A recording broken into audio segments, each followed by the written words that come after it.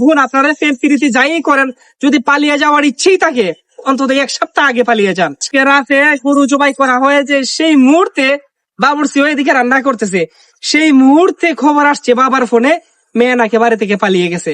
যে বিষয়টা নিয়ে এই মুহূর্তে কথা বলতে যাচ্ছি, আসলে সেই বিষয় বলার আমার অধিকার নাই, কারণ জীবন আপনার, অধিকার আপনার, যা খুশি আপনি করবেন, কারণ আপনার ম্যাচিউর বয়স হয়েছে।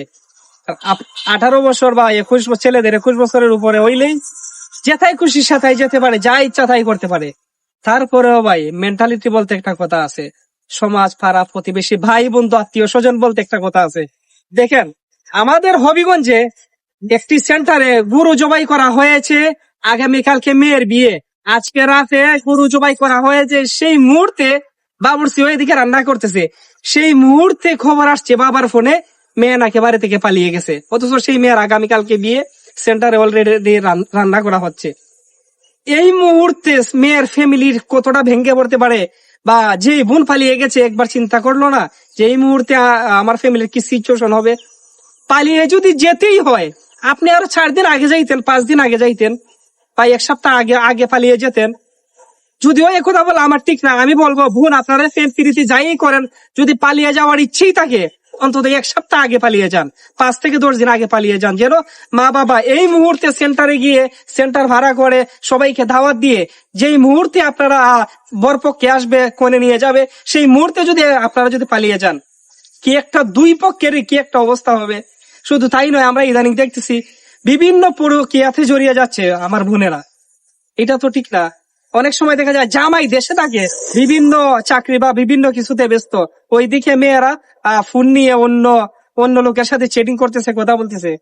আমরা নিজের চোখে দেখি, অনেক সময় সেই বিষয় নিয়ে আমাদের কাছে বিচার পর্যন্ত আসে। ভাই কি করবো, অনেকে বুদ্ধি চায়, কই আমরা তো কিছু বলতে পারি না, কারণ আমাদের সমাজটা এমন ভাবে হয়ে গেছে যা খুশি তাই করো, যখন সময় ঘটে তখনই কিন্তু সবাই মিলে রটে।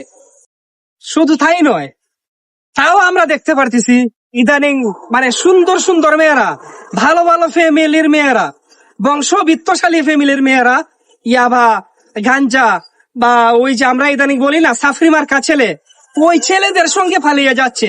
ওই ছেলেদের সঙ্গে মানে ভালো ভালো ফ্যামিলির মেয়েরা মানে ইয়াবা খায় বা বিভিন্ন গাঁজা, এসবের সঙ্গে যে ছেলেরা জড়িত, সেই ছেলেদের প্রেমে হাবুডুবু খাচ্ছে।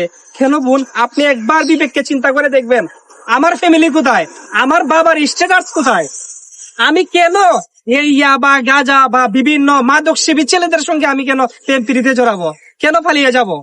পাশাপাশি ফ্যামিলিতে যারা গার্জিয়ান যারা রয়েছেন, আপনারাও আপনাদের জায়গা থেকে আপনাদের ছেলে, আপনাদের মেয়ে কোথায় যাচ্ছে, কি করতেছে, কয়টার দিকে বাসায় ফিরতেছে, স্কুলের কথা বলে আমরা ইদানিংও দেখেছি।